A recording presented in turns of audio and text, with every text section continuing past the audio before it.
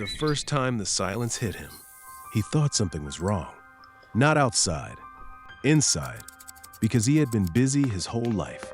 Daniel loved saying one sentence, "I'm slammed this week." He said it like a badge of honor, like proof he mattered, like proof his life was moving forward. His calendar was always full. Meetings, deadlines, calls during traffic, podcasts at 1.5 times speed, emails while eating lunch, gym before sunrise, sleep after midnight. People admired him. "You're everywhere. How do you do it? I wish I had your discipline." And he smiled every time, because being busy felt like success, or at least, that's what he believed. But here's the strange part. Daniel never sat still. Not in elevators, not at red lights, not in waiting rooms, not even before bed. If silence showed up, he replaced it. Music, scrolling, notifications, anything. He never asked why. Every morning looked the same. Alarm, coffee, headphones, rush. His phone buzzed before his feet touched the floor. By noon, he had already talked to 12 people, answered 20 emails, scheduled 3 more meetings. By evening, he barely remembered any of it. Still, it felt productive, important, safe, because as long as he kept moving, he never had to think. One night, after a 14-hour workday, Daniel sat in his car outside his apartment, engine running, hands on the wheel, lights still on, and for some reason, he didn't want to go inside. Nothing was waiting there. No conversation, no laughter, no one asking how his day was, just silence. So he stayed in the car 10 more minutes, then turned on a podcast before opening the door. Weeks passed like that. More meetings, more deadlines, more just one more thing, more quick calls.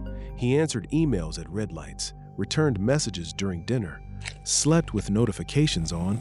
People called him reliable, efficient, driven. No one called him happy, not even himself. Then one Thursday night, everything stopped. His car broke down in the middle of an empty road. No traffic, no street noise, no signal, just darkness and silence. At first he laughed. Of course this happens tonight. He reached for his phone. No service. Tried the radio. Dead battery. Checked the time. 8:47 p.m. It's fine, he told himself. Someone will come. 10 minutes passed. Then 20. And something strange started happening. His chest tightened. His hands trembled. His breathing changed. The silence wasn't calm. It was loud. Too loud. Thoughts he hadn't heard in years started showing up. Why don't you call your parents anymore? When was the last time you laughed without checking your phone?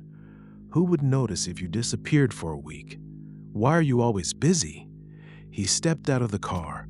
The road was completely empty. No engines, no voices, no notifications. Just him, standing there with nothing left to distract him. And suddenly, he understood something. He wasn't busy because he was successful. He was busy because he was afraid to stop, afraid to feel the silence waiting underneath everything. So he sat down on the curb beside the road. No music, no screens, no deadlines, just wind moving through the trees and his own breathing. At first, it felt uncomfortable, then unfamiliar, then honest.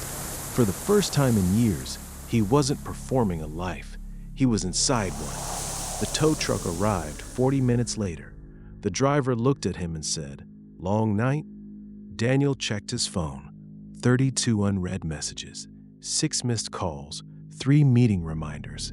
He stared at the screen, then quietly turned it off. Because sometimes we don't stay busy to build a life. Sometimes we stay busy so we don't have to face the one we're already living.